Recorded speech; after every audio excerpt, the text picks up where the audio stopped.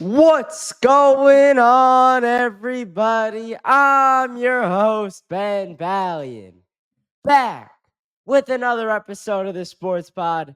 And today, we're going to get into week 2 of the NFL season, mainly detailing the Jets and Giants games, but I'll also get to some of the top storylines from the week. And before I hit the intro, make sure you go follow all my socials, the Instagram at the sportspod_Ben, and the TikTok at the.sports.pod. All right, I'll get into all of it on the other side of the intro. Hit it. That ball is out of here! Out of here!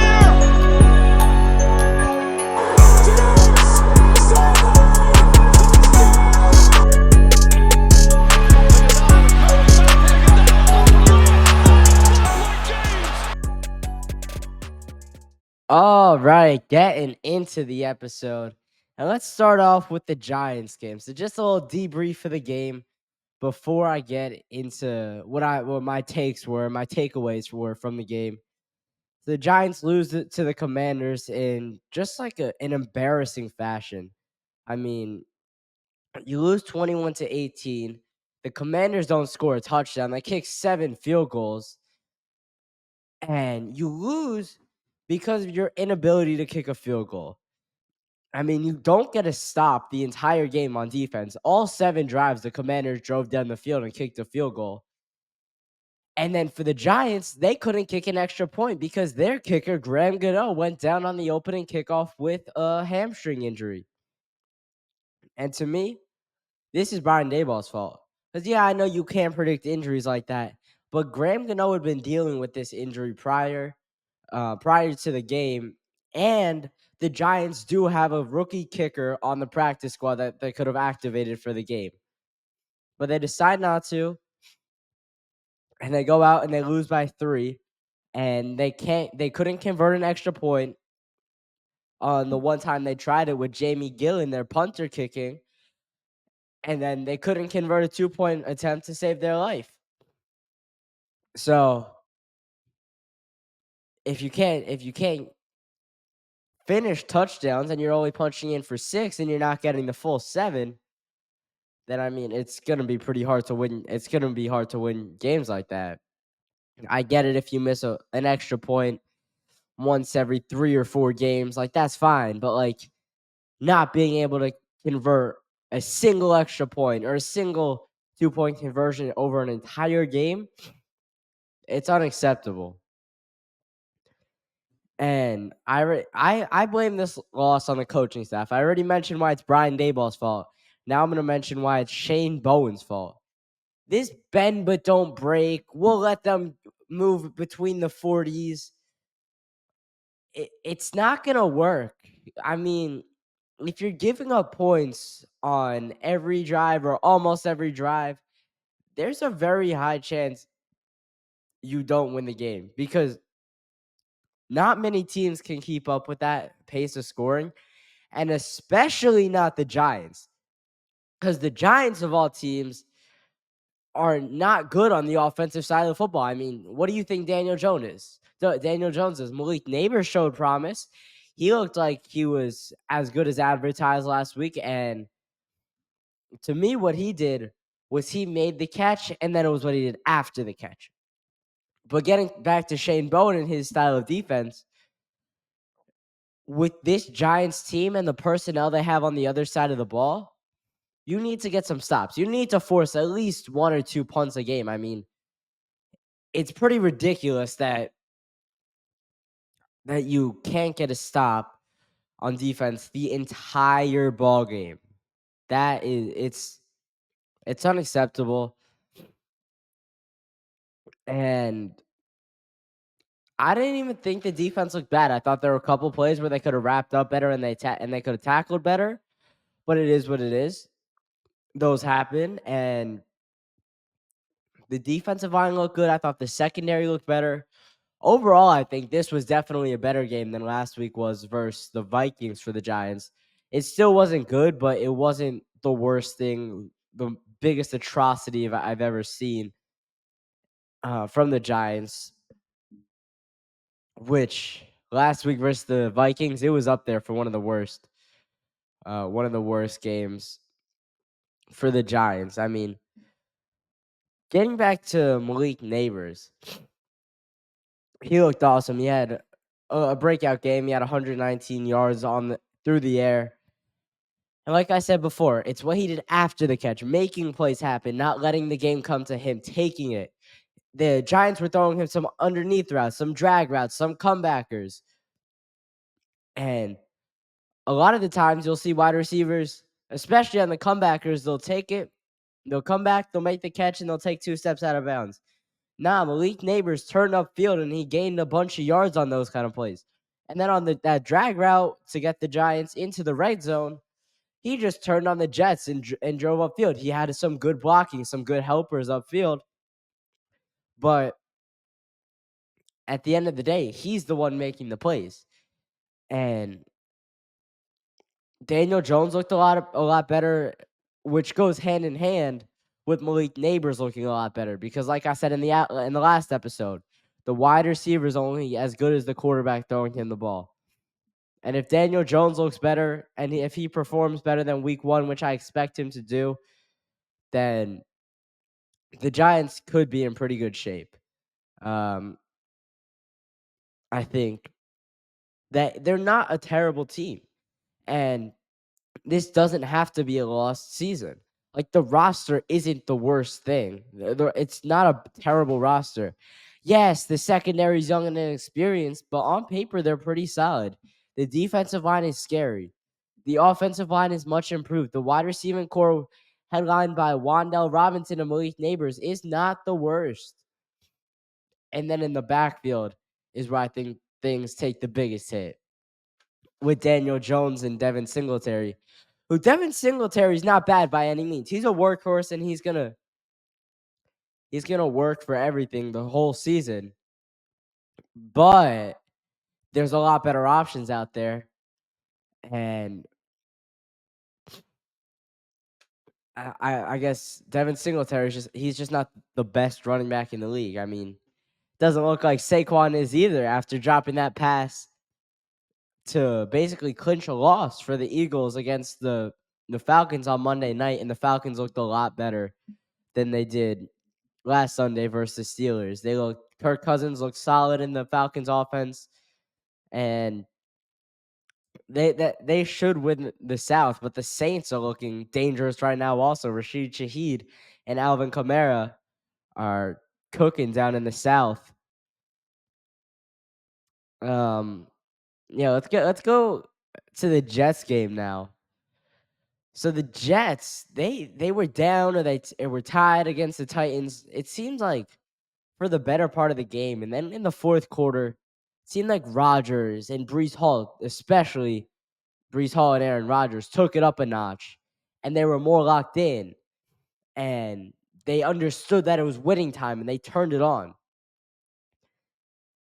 And they eventually, and then they ended up winning the game. I mean, Breece Hall catches the game-winning touchdown pass, and the Jets win 24-17. They're going to have to rebound quickly because they got a short weekend and they'll open up MetLife Field for Gang Green against the Patriots this Thursday.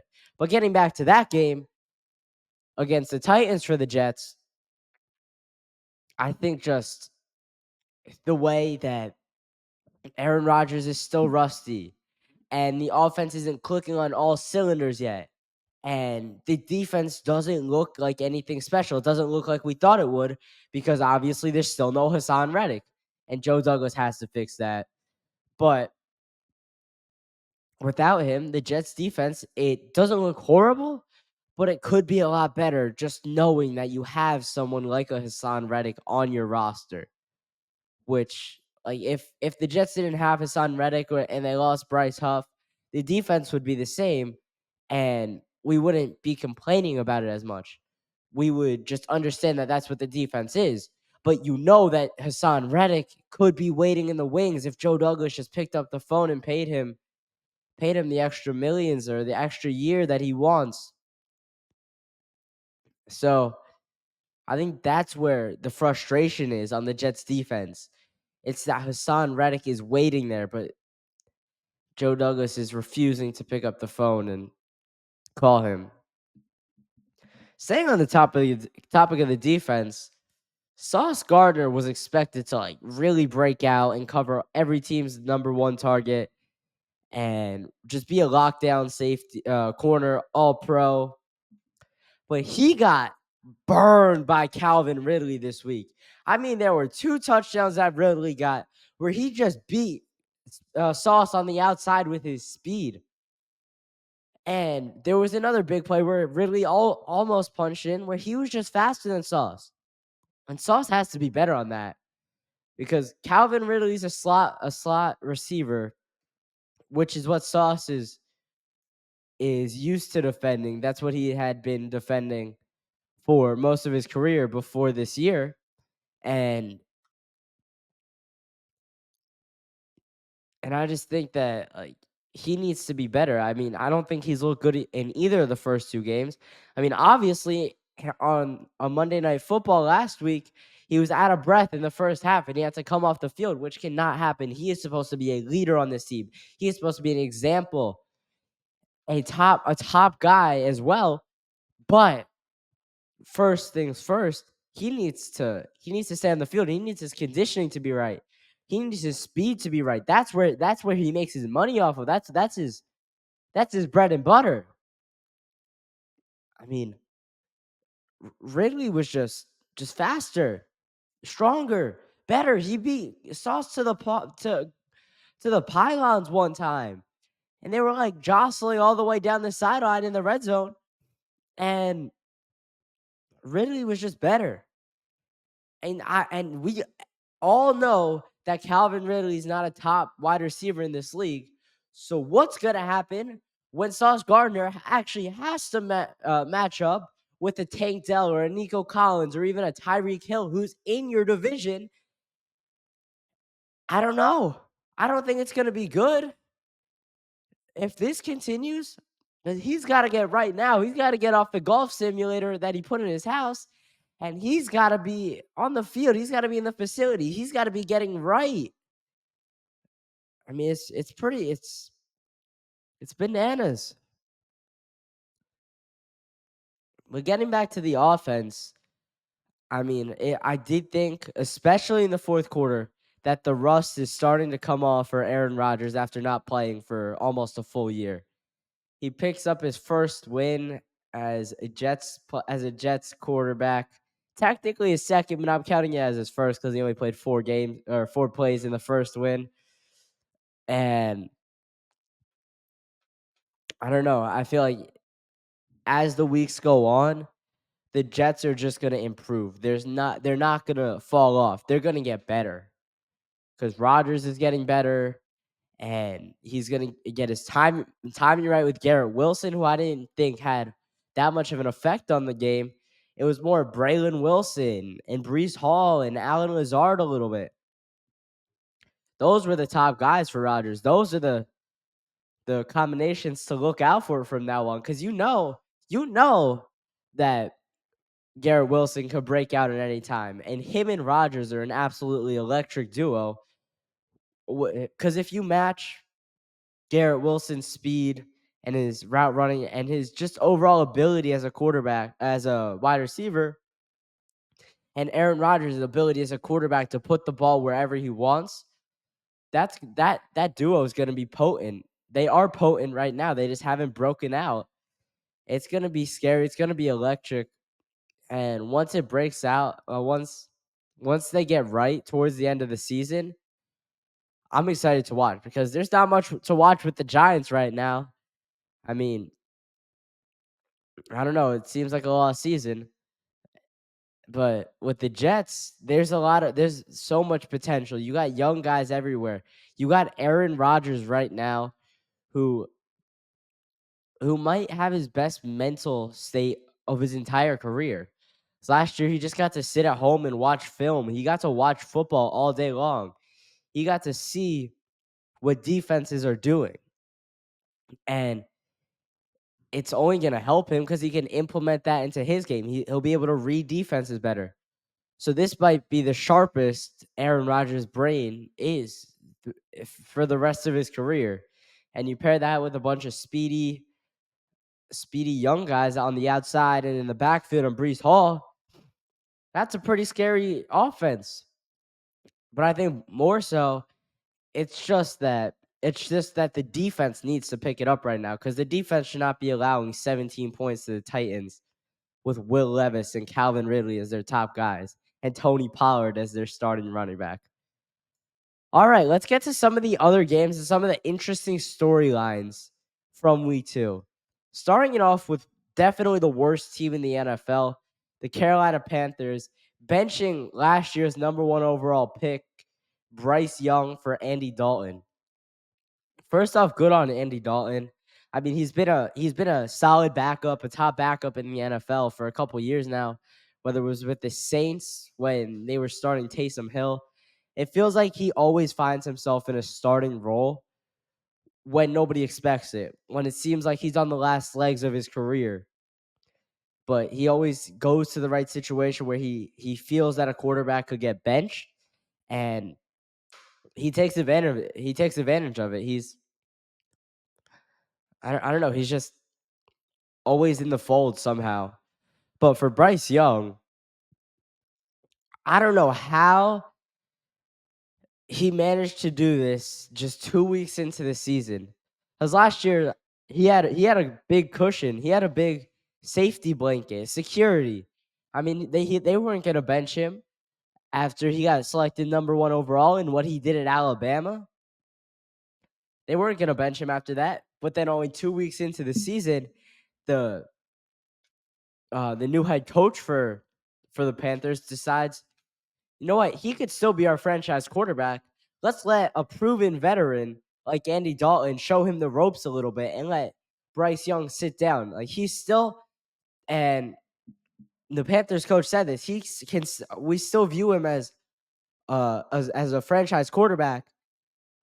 But my thinking on it is take kind of the Alex Smith, Patrick Mahomes route, the Drew Bledsoe, Tom Brady route, where the Kirk Cousins and Michael Penix Jr. right now, if you want a current example route, um, just let them sit for a year, and I don't think it's gonna be that long for Bryce Young. If I had to guess, I think he's gonna be starting at the end of the season, but just give him a couple weeks to really learn the ropes of what being an NFL quarterback takes. And who knows? People have revitalized their careers after going from the Panthers to another team. So Andy Dalton's probably gonna get another shot at it. We're seeing it with 2 examples right now in Sam Darnold and Baker Mayfield, and boy, did the Bucks look good as well. That NFC South race is gonna be interesting down the stretch. But another interesting situation from that southern area, the DMV, the Baltimore Ravens starting 0-2 and losing to Brock Bowers, Gardner Minshew, and the Las Vegas Raiders. I mean, to me, that's the biggest upset of the week, and there was a lot of upsets this week.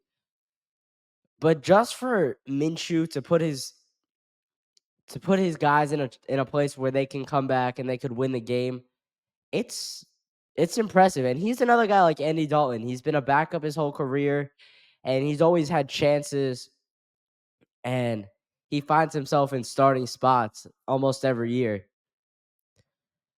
But the Raiders they didn't look bad. Devontae Adams had a really big game. He had over 100 receiving yards, and Brock Bowers looked solid coming out of Georgia. I think he's going to be a really good tight end in the NFL for years to come. And another tight end who had his years already, Travis Kelce, does not look good. He looks washed, absolutely washed. And I think that's probably what it is. I mean, he's old now. His brother's retired. He's dancing on Monday Night Football, talking to Jalen Brunson wearing an Eagles jersey. Jalen. No, I'm just kidding. But he's getting to the last couple years of his career now.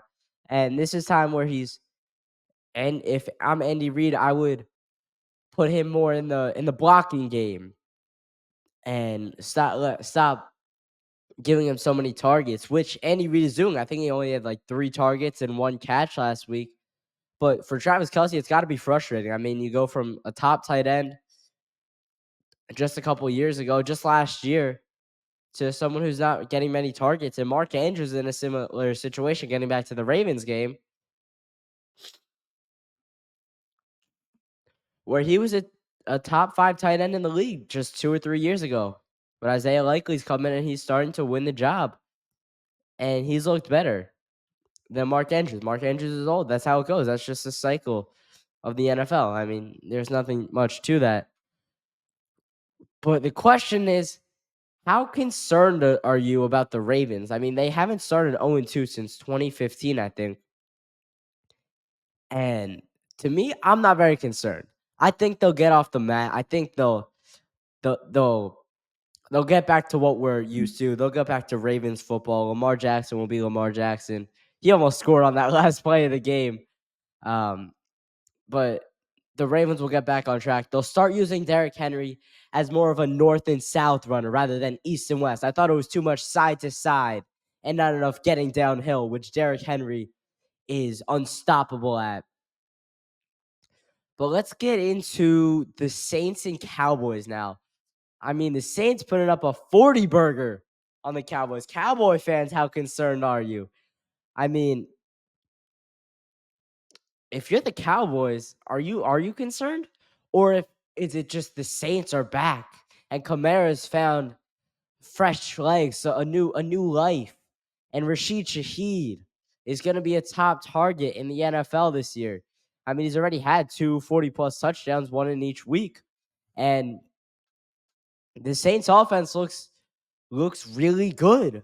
I mean, Derek Carr is a really he's a solid. I mean, he's not a bad quarterback. Like, he's still someone who you can use. I mean, and you're not going to get penalized for it. He's not too old to be playing. Like, he's still got life left in him. He's still got legs left in him. And the Saints might just might have captured a good season when nobody was expecting it. And all of a sudden, that NFC South race with the Bucks and the Falcons and the Saints is going to get real interesting. And for the Cowboys, they'll be fine. The rest of the NFC East is terrible. They're probably going to win the division. It's going to be them or the Eagles, but the Cowboys are going to lose first or second round because that's what always happens. And why would I think anything else is going to change? All right, last game I want to talk about, Chiefs and Bengals. First off, why are people blaming the refs on this one? That was absolutely a pass interference at the end of the game. And yeah, it allowed the Chiefs to go downfield and kick a game-winning field goal. But it's the right call, and you got to make the right call in that kind of moment. I mean, I didn't think the refs were anything crazy. Maybe a little bit towards the Chiefs. I mean, Travis Kelce got a call that saved the Patrick Mahomes interception, and the ball don't lie. So Mahomes threw an interception later in the drive. But I think it just cements the Chiefs as the best team in the AFC because the Bengals and Ravens are both 0-2 now. I mean, you got to be a little bit concerned if you're fans of the Ravens and Bengals, especially the Bengals, because you're without T. Higgins and Tyler Boyd, which are like, those are your guys.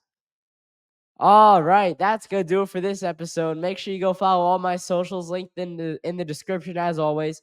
Make sure you leave a like, comment, and drop a subscribe. I'm your host, Ben Ballion, and keep it locked with the Sports Pod.